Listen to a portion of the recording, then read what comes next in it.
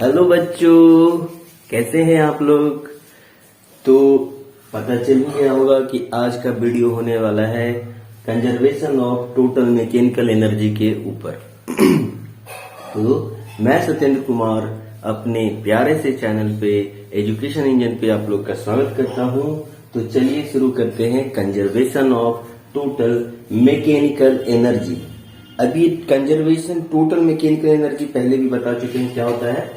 तो total mechanical energy क्या होता है, ये kinetic energy plus potential energy के बराबर होता है ना।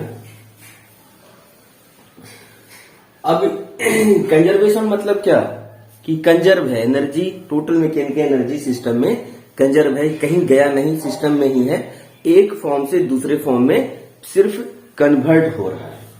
ठीक है, तो चलिए पता करते हैं कि किस कंडीशन में हमारा टोटल मैकेनिकल एनर्जी कंजर्व होगा, है ना। वो क्या है, वो कौन सा कंडीशन है जिस पर टोटल मैकेनिकल एनर्जी का कंजर्वेशन डिपेंड करता है।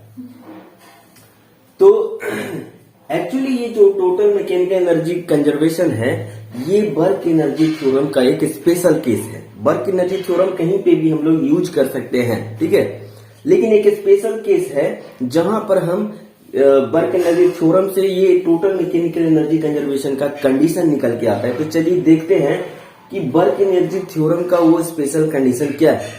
जैसा कि हम लोग जानते हैं कि work done by all forces क्या होता है, चेंज इन काइनेटिक एनर्जी के बराबर होता है ना। अब ये ऑल फोर्सेस क्या है, तो दो तरह के फोर्स हो सकते हैं, एक तो या तो इंटरनल हो या तो एक्सटर्नल हो। तो वर्क डन बाई लिख सकते हैं internal forces plus work done by external forces बराबर change in kinetic energy. System का एनर्जी काइनेटिक एनर्जी के चेंज इन काइनेटिक एनर्जी के बराबर होगा। अब इस इंटरनल फोर्स में भी दो फोर्स हो सकता है, कंजर्वेटिव और नॉन कंजर्वेटिव। तो लिख सकते हैं work done by internal conservative force plus work done by non conservative force plus work done by external force बराबर चेंज इन काइनेटिक एनर्जी। ये हो गया, ठीक है। अब जानते हैं हम लोग कि work done by internal conservative force के द्वारा बर्डन जो होता है वो क्या होता है, तो पोटेंशियल एनर्जी वहां पर डिफाइन हो जाता है। तो हम लोग पोटेंशियल एनर्जी क्या देखे थे कि चेंज इन पोटेंशियल एनर्जी जो होता है वो निगेटिव होता है, work done by internal conservative force के। तो क्या लिख सकते हैं कि work done by internal conservative force बराबर negative of change of potential energy. तो क्या इसकी जगह लिख सकते हैं माइनस डेल्टा यू, है लिख सकते हैं ना, कि क्योंकि चेंज इन पोटेंशियल एनर्जी क्या होता है, तो negative of work done by internal conservative force. तो work done by internal conservative force बराबर क्या होगा, तो negative of change in potential energy. तो ये हो गया work done by non conservative force मतलब क्या, फ्रिक्शन के द्वारा बर्डन। तो work done by non conservative force plus work done by external force बराबर चेंज इन काइनेटिक एनर्जी।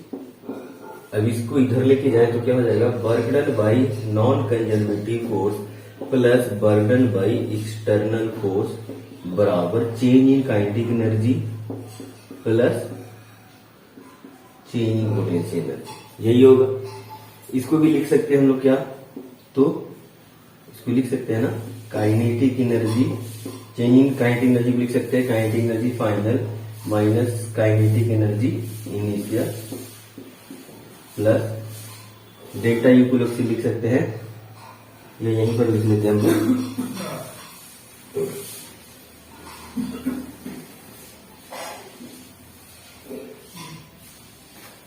ये हो जाएगा work done by non conservative force plus work done by external force बराबर, इसको लिख सकते हैं kinetic energy final minus kinetic energy initial, ये हो गया, और plus change in potential energy delta U. Delta U को भी लिख सकते हैं हम लोग, क्या लिख सकते हैं, तो burden by non conservative force plus burden by external force बराबर kinetic energy final minus kinetic energy initial. Change potential energy मतलब final potential energy minus initial potential energy, यही होगा।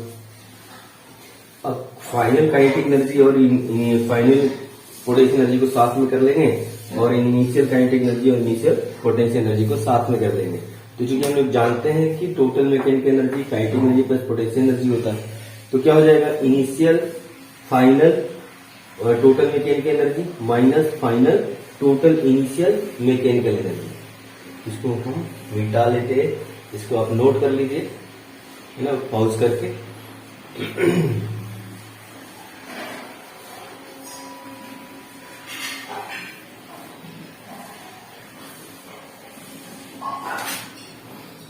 तो क्या हो गया, वर्क डन बाई, मिटा,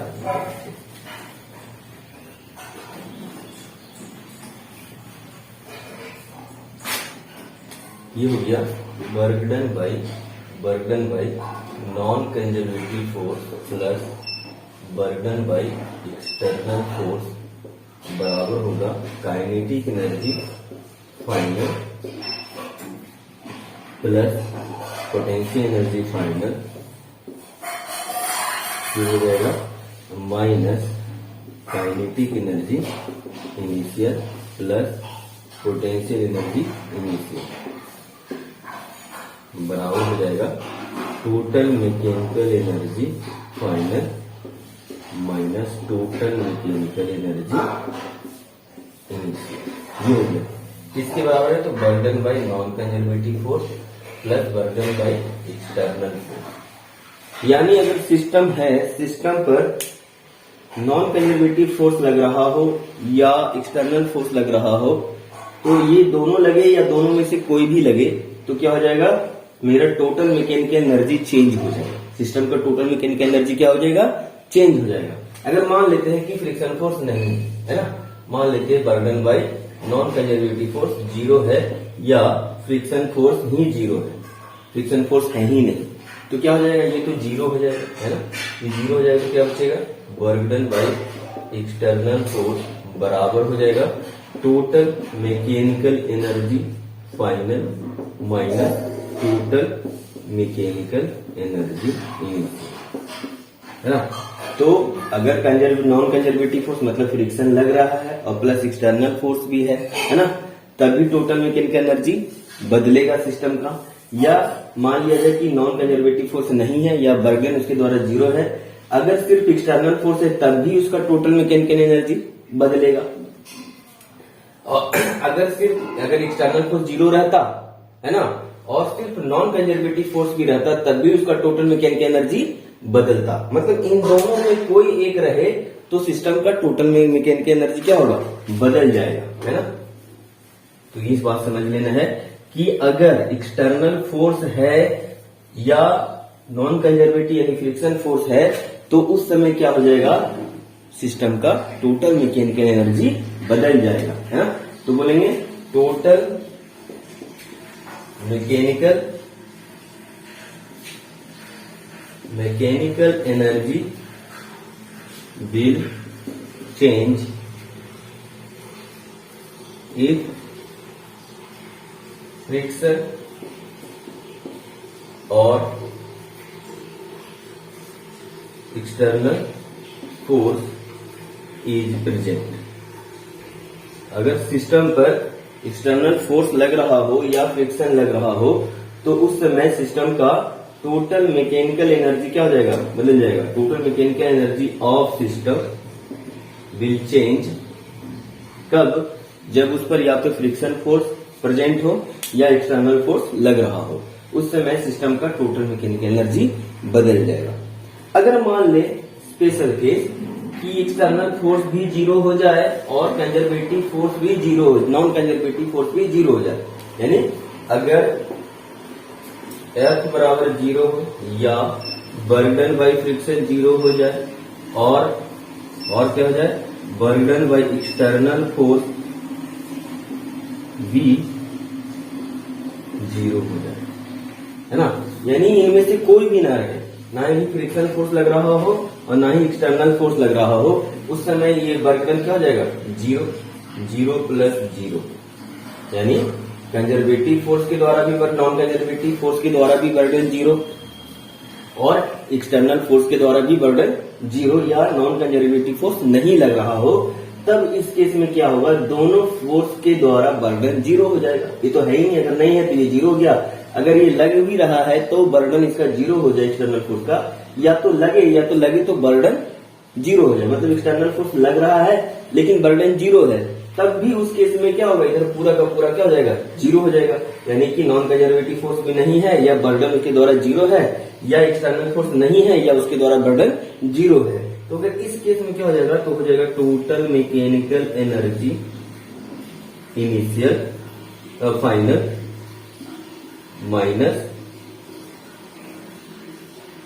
minus total mechanical energy initial, ये हो जाएगा, है ना। तो 0 बराबर क्या हो गया, तो क्या इसको ऐसे लिख सकते हैं ना हम लोग, तो ये लिखा जा सकता है इस तरह से,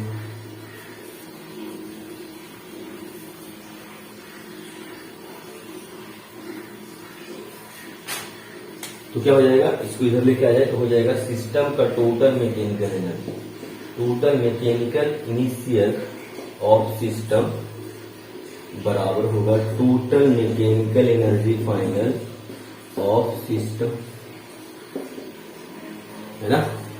तो दिस इज, ये देखो सिस्टम का इनिशियल का टोटल मैकेनिकल एनर्जी था, वो फाइनल सिस्टम का फाइनल टोटल मैकेनिकल एनर्जी के बराबर है। मतलब सिस्टम में परिवर्तन हुआ, सिस्टम चेंज किया, लेकिन चेंज करने से पहले सिस्टम का जो potential energy, total mechanical energy था वो, और चेंज करने के बाद भी टोटल मैकेनिकल एनर्जी सिस्टम का क्या है, सेम ही है। मतलब एनर्जी कहीं गया नहीं सिस्टम से, है ना। इसको बोलते हैं conservation, principle of conservation of total mechanical energy, है ना। ये क्या हो गया, this is called conservation of total mechanical energy. तो क्या प्रिंसिपल है, क्या किस कंडीशन में टोटल मैकेनिकल एनर्जी सिस्टम का कंजर्व रह रहा है, मतलब कांस्टेंट है। कब कांस्टेंट रहेगा टोटल मैकेनिकल एनर्जी सिस्टम का, तो तब जब उस पर एक्सटर्नल फोर्स ना लगे, या लगे तो बर्डन क्या हो जाए, 0। दूसरा, या तो फ्रिक्शन ना लगे, या लगे भी फ्रिक्शन तो बर्डन क्या हो जाए, 0। तो इस केस में, इस कंडीशन में सिस्टम का टोटल मैकेनिकल एनर्जी क्या होता है, कंजर्व रहता है। इसी को हम बोलते हैं conservation of total mechanical energy. मतलब सिस्टम की एनर्जी कहीं गया नहीं है, सिस्टम के अंदर में ही है, बस क्या हो रहा है, एक फॉर्म से दूसरे फॉर्म में चेंज हो रहा है। मतलब काइनेटिक एनर्जी कभी पोटेंशियल एनर्जी में बदल जा रहा है, और पोटेंशियल एनर्जी कभी काइनेटिक एनर्जी में चेंज हो जा रहा है। इस तरह से एनर्जी कन्वर्ट हो रहा है सिस्टम के अंदर ही, लेकिन खर्च नहीं हो रहा है, बाहर जा नहीं रहा है सिस्टम के। इसलिए क्या होगा, सिस्टम का टोटल मैकेनिकल एनर्जी हमेशा कांस्टेंट रहेगा, यानी कंजर्व रहेगा। इसी प्रिंसिपल को हम बोलते हैं principle of conservation of total mechanical energy. बात समझ में आ गई होगी। चलिए इस पर कुछ क्वेश्चंस प्रॉब्लम कर लेते हैं, ताकि और ज्यादातर अच्छे से क्लियर हो जाए।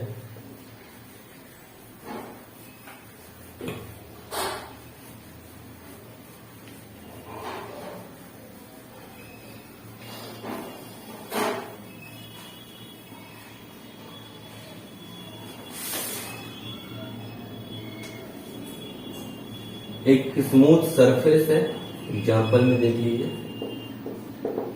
एक स्मूथ सरफेस है, सरफेस के लास्ट एंड पर एक सपोर्ट है जिससे एक स्प्रिंग अटैच है। इस स्प्रिंग का स्प्रिंग कांस्टेंट K है। यहाँ पर एक ब्लॉक है चूंकि v वेलोसिटी से जा रहा है और इसका मास m है ना। एक स्प्रिंग है, स्प्रिंग कांस्टेंट K है, ये एक रिजिड बॉल से अटैच है, सरफेस ये स्मूथ है, म्यू बराबर 0, और ये ब्लॉक है जो इसका मास m है और v वेलोसिटी से जा रहा है। तो जब यहां पर पहुंचेगा तो इससे टकराएगा तो क्या करेगा, स्प्रिंग को दबाएगा। तो अब ये क्वेश्चन ये है, सवाल ये है कि स्प्रिंग में मैक्सिमम कंप्रेशन क्या होगा, मतलब कितना मैक्सिमम ये दब सकता है। दबना तो यहां से शुरू हो जाएगा, धीरे धीरे जैसे आगे बढ़ेगा दबता जाएगा। और मैक्सिमम कंप्रेशन कहां पर मिलेगा, तो जब इस ब्लॉक का वेलोसिटी जीरो हो जाए, जहां पे अगर मान लो यहाँ पर जीरो हो गया वेलोसिटी ब्लॉक का, तो इतना कंप्रेस हो चुका होगा स्प्रिंग।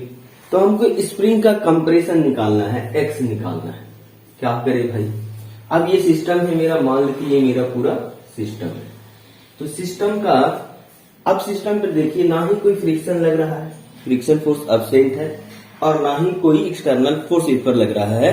ये बॉडी अपने आप भी वेलोसिटी से जा रहा है, कोई फोर्स नहीं है इस पर लग रहा है, पहले लगा होगा जिसके कारण इसमें वेलोसिटी भी आ गया होगा, है ना।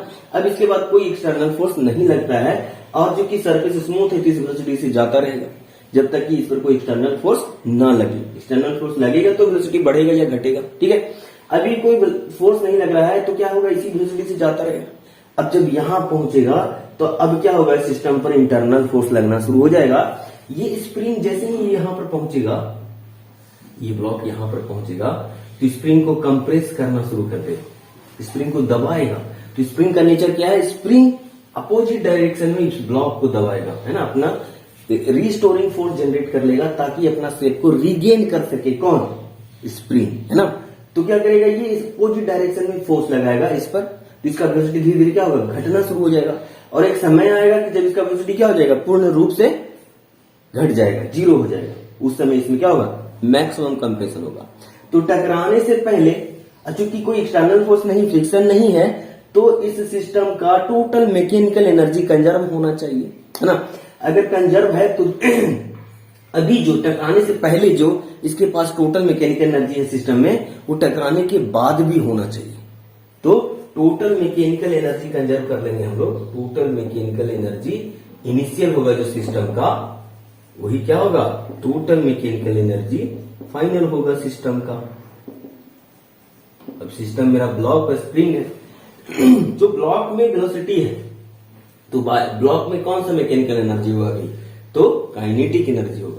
अगर रेफरेंस लाइन भी हम इसी को मान लें, रेफरेंस लाइन यही है, तो इस पर potential energy, gravitational potential energy क्या हो जाएगा, ग्रेविटेशनल पोटेंशियल एनर्जी जीरो, इस मास में काइनेटिक एनर्जी हाफ mv²। और ये स्प्रिंग अपने नेचुरल लेंथ में है, तो कोई भी इलास्टिक पोटेंशियल एनर्जी इसमें नहीं होगा, यानी इलास्टिक पोटेंशियल एनर्जी भी जीरो हो गया स्प्रिंग का। अब बराबर हो जाएगा, फाइनली जब ये टकरा चुका होगा, कंप्रेस हो चुका होगा एक्स से, है ना, स्प्रिंग एक्स से कंप्रेस हो चुका होगा, तब सिस्टम का क्या मैकेनिकल एनर्जी होगा, तो ये जो ब्लॉक है वो क्या हो चुका होगा, रेस्ट में आ चुका होगा, तो इसका काइनेटिक एनर्जी जीरो। क्योंकि रेफरेंस लाइन पे रख रखे हैं तो पोटेंशियल एनर्जी भी जीरो, प्लस अब स्प्रिंग कंप्रेस हो चुका है, तो स्प्रिंग में एक इलास्टिक पोटेंशियल एनर्जी आ जाएगा, कितना, तो हाफ इंटू के, इसका स्प्रिंग कांस्टेंट, इंटू x², मतलब कंप्रेशन कितना, x मैक्सिमम, मैक्सिमम कंप्रेशन यही होगा इसमें, मान लेते x मैक्सिमम कंप्रेशन होता है, तो उस समय स्प्रिंग में कितना एनर्जी आ जाएगा, हाफ के x² का, मैक्सिमम x मैक्सिमम का होल स्क्वायर। अब ये हो गया, अब इसको बराबर कर लेते हैं, तो 1/2 mv² बराबर हाफ के x मैक्सिमम का स्क्वायर, हाफ से हाफ कैंसिल हो गया, तो क्या हो जाएगा, x मैक्स का स्क्वायर जो होगा वो किसके बराबर हो जाएगा, तो mv²/k के बराबर होगा, है ना। अब यहां से x मैक्स निकल जाएगा, तो x मैक्स कितना जाएगा, x मैक्स हो जाएगा √m/k इंटू v² का रूट कितना हो जाएगा, v, तो हो जाएगा √m/k इंटू v, है ना। तो बच्चों ये समझ में आ गया होगा कि किस तरह से टोटल मैकेनिकल एनर्जी कंजर्व करना है हमें, ठीक है।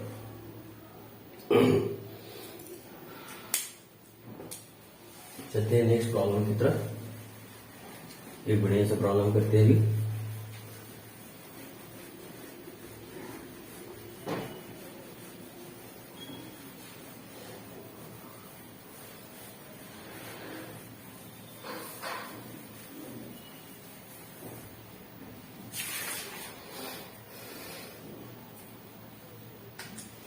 एक हॉरिजॉन्टल सरफेस है, यहाँ पर एक रॉड है, और यहाँ पर एकदम वर्टिकली इस पॉइंट पर एक स्प्रिंग अटैच है। इस स्प्रिंग ये जो स्प्रिंग है इसका दूसरा एंड इस रॉड में एक मास है, एक रिंग है जिसका मास m है, और ये कुछ 37 डिग्री बना करके खींचा हुआ है ना, इस पोजीशन पे है। तो क्या होगा, अच्छा जो स्प्रिंग का जो नेचुरल लेंथ है वो h के बराबर h दिया हुआ है। जो स्प्रिंग का नेचुरल लेंथ है वो कितना है, h है। अब हम इसको ऐसे खींच के यहां पर रख रखे हैं तो क्या होगा, स्प्रिंग का लेंथ बढ़ जाएगा नेचुरल लेंथ से, तो इसमें कुछ इलोंगेशन हो जाएगा। अब बोलता है कि अगर हम यहां से रिंग को छोड़ दें तो ये मिड पोजीशन पे, मतलब जिसके जस्ट वर्टिकली अपोजिट पोजीशन पे, यहाँ पे रिंग का वेलोसिटी क्या होगा, रिंग के पास कितना वेलोसिटी होगा, यही पूछा जा रहा है हमसे। ठीक है, अब देखो बच्चों, इस पर कोई एक्सटर्नल फोर्स नहीं है, ये रॉड क्या है, फ्रिक्शन लेस है ना, ये रॉड फ्रिक्शन लेस है और कोई एक्सटर्नल फोर्स लग नहीं रहा है। जब हम इसको छोड़ देंगे तो कोई भी एक्सटर्नल फोर्स नहीं लग रहा होगा, तो एक्सटर्नल फोर्स अब्सेंस है, फ्रिक्शन फोर्स नहीं लग रहा है। तो इस सिस्टम का यानी स्प्रिंग और मास जो सिस्टम है मेरा, उसका टोटल मैकेनिकल एनर्जी क्या होगा, कंजर्व रहेगा। तो कंजर्व कर लेते हैं। ठीक है, तो total mechanical energy initial of system बराबर होगा total mechanical energy final of system. ये हो गया। अब देखते हैं अभी इस पोजीशन में, इस कॉन्फ़िगरेशन में इस सिस्टम का टोटल मैकेनिकल एनर्जी क्या है। तो देखो ये h से कुछ इलोंगेट हो गया, मान ली कि ये लेंथ कितना हो गया, l है, ये लेंथ l है, ये h है ना। तो स्प्रिंग में इलोंगेशन है, हम जानते हैं कि स्प्रिंग में इलोंगेशन या कंप्रेशन होता है तो उसमें एक पोटेंशियल एनर्जी आ जाता है जिसको हम बोलते हैं elastic spring elastic potential energy. तो कितना हो गया स्प्रिंग इलास्टिक पोटेंशियल एनर्जी, तो जितना इसमें एक्सपेंशन हो गया है ना, तो कितना एक्सपेंशन हो गया, तो L है, L में H घटा देंगे तो मेरा उतना एक्सपेंशन आ जाएगा। अब ये L और H में क्या संबंध है ये देख लो, तो ये L का कंपोनेंट इधर कितना होगा, L cos 37 डिग्री किसके बराबर होगा, H के बराबर होगा, इसका एक कंपोनेंट। तो L बराबर क्या हो जाएगा, H बाई cos 37, और cos 37 कितना होता है, तो 4/5, तो 4 नीचे 5 ऊपर, तो 5/4 हो जाएगा, यानी 5h/4 वाला है ना। अब इलोंगेशन कितना हो गया इसमें, तो x इलोंगेशन मान लेते हैं, तो x क्या हो जाएगा, L माइनस h के बराबर, तो L कितना है मेरा 5h/4 माइनस h हो गया, तो कितना आ गया h/4, एलसीएम लेंगे तो h/4 आ गया, यानी x कितना है, इलोंगेशन कितना है इसमें h/4। तो मैकेनिकल एनर्जी से क्या होगा, तो सिर्फ पोटेंशियल एनर्जी होगा, और ये रिफरेंस लाइन हम यही मान लेते हैं, रिफरेंस लाइन मेरा यही है। तो इस मास का ग्रेविटेशनल पोटेंशियल एनर्जी क्या हो जाएगा, 0।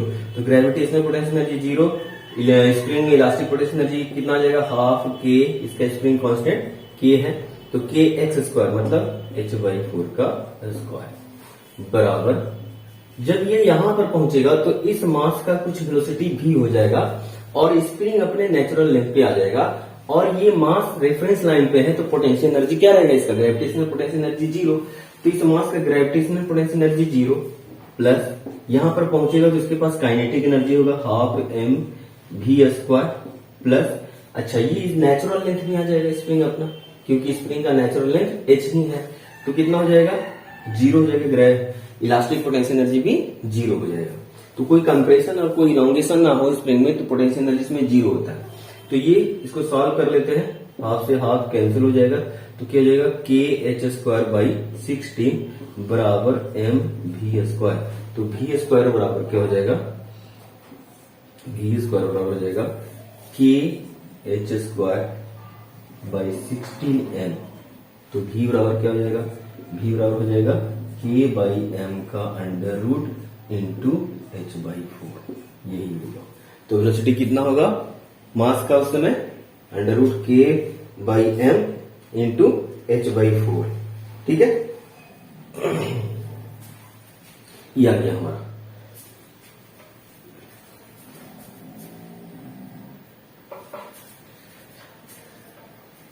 और एक क्वेश्चन देख लेते हैं हम लोग, तो लगभग हमारा क्लियर हो जाएगा।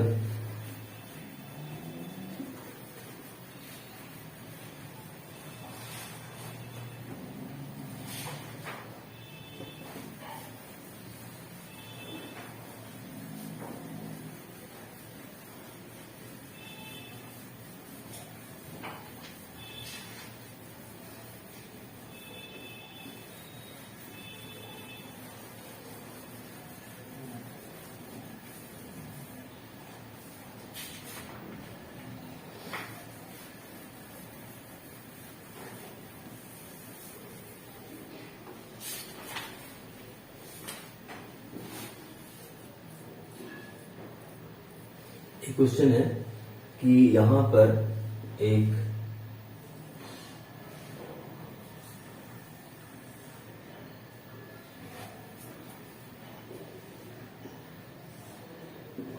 ये रेडियस आ रहा है इस लूप का, यहां पर एक स्प्रिंग है, स्प्रिंग से एक मास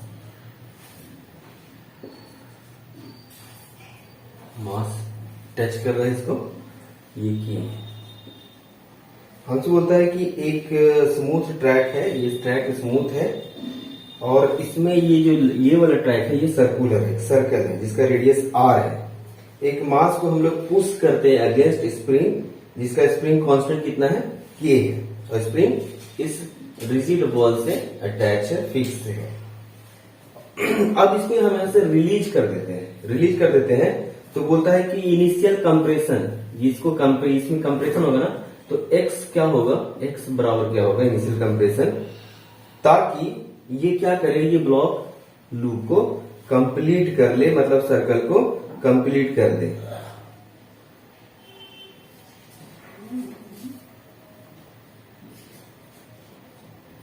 पॉइंट P दिया हुआ है ना, यहां पॉइंट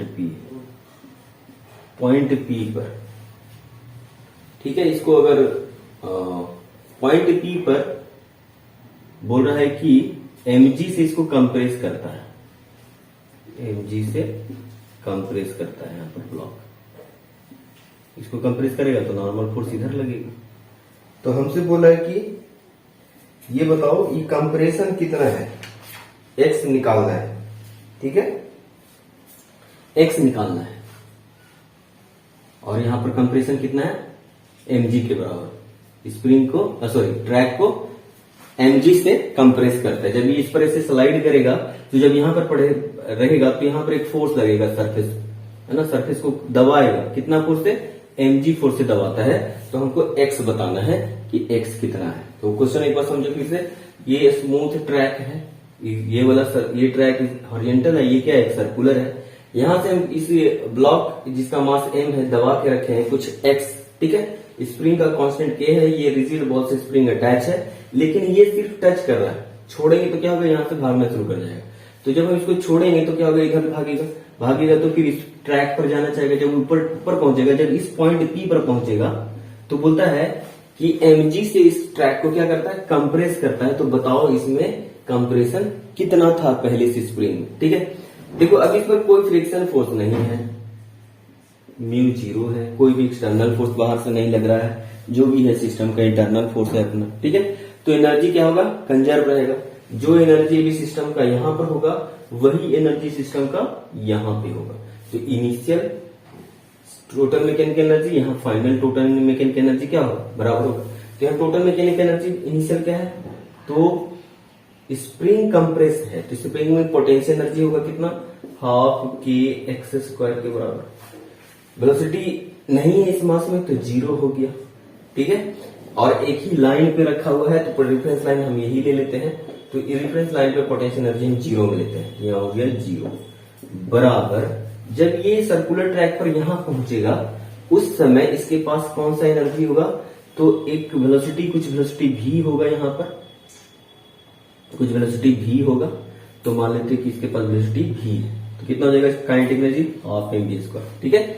अब ये सरफेस से कितना ऊपर जा चुका है, तो ये जस्ट यहां पर हॉरिजॉन्टल है, तो ये रेडियस के बराबर होगा, ये भी रेडियस के बराबर होगा। तो क्या हो जाएगा, पोटेंशियल एनर्जी इसका बढ़ जाएगा mgr, ठीक है। अब हमसे x निकालने बोलता है, भी नहीं मालूम है, अगर भी मालूम होता तो हम x निकाल लेते, ठीक है। तो हम इसको इक्वेशन 1 बनाकर छोड़ देते। अब ध्यान दो, इस ट्रैक पर, सर्कुलर ट्रैक पर क्या कर रहा है, एक सर्कल में घूम रहा है और इस हॉरिजॉन्टल पोजीशन पर क्या कर रहा है, mg से कंप्रेस कर रहा है ट्रैक को। तो ये जब ट्रैक को mg से कंप्रेस करेगा तो ट्रैक भी इस पर फोर्स लगाएगा, है ना। वो फोर्स क्या होगा, नॉर्मल फोर्स होगा, वो फोर्स होगा नॉर्मल फोर्स होगा। तो n यहां पर क्या होगा, चूंकि ये क्या कर रहा है, सर्कल में घूम रहा है, तो नेट सेंट्रीपिटल फोर्स अंदर की तरफ कितना, n माइनस mg, है ना, बराबर m v square by R, ये हो गया n माइनस एम जी बराबर M V square by are.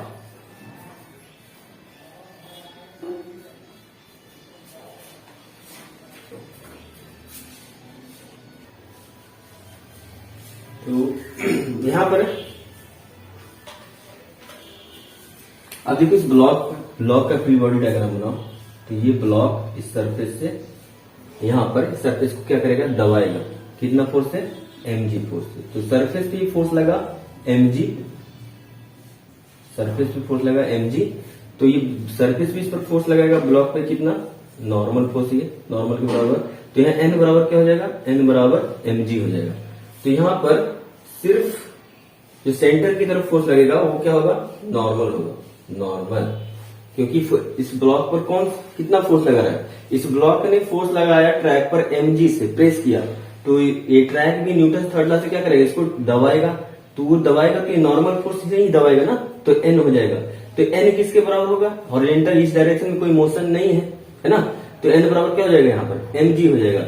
मतलब नेट फोर्स जो लग रहा है इस पर, इस ब्लॉक पर, वो कितना है, तो n के बराबर है। तो n बराबर M V square by R. N यहाँ पर क्या है, mg के बराबर। तो हम इसको mg के बराबर कर दें तो क्या हो जाएगा, M V square by R. ठीक है, तो एम वी स्क्वायर बराबर क्या आ जाएगा, एम वी स्क्वायर बराबर आ जाएगा mg आर। अब इस एम वी स्क्वायर का वैल्यू हम इसमें पुट कर देते हैं। ठीक है, एम वी स्क्वायर का वैल्यू हम इसमें पुट कर देते हैं। तो क्या हो जाएगा, ये हाफ के एक्स स्क्वायर बराबर हाफ एम वी स्क्वायर का वैल्यू हो गया एम जी आर। तो हो जाएगा M G R plus M G R. ठीक है, तो कितना हो जाएगा, 3mg r बाई 2 हो जाएगा हाफ के एक्स स्क्वायर। कैंसिल हो गया। तो ये कितना हो गया, एक्स स्क्वायर बराबर 3mg r बाई के।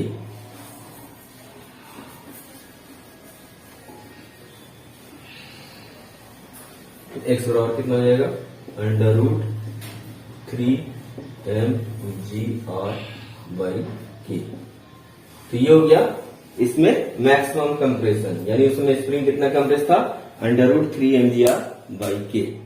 तो बच्चों ये था मेरा टोटल मैकेनिकल एनर्जी का कंजर्वेशन का प्रिंसिपल। इसमें हमने कुछ प्रॉब्लम भी देखे।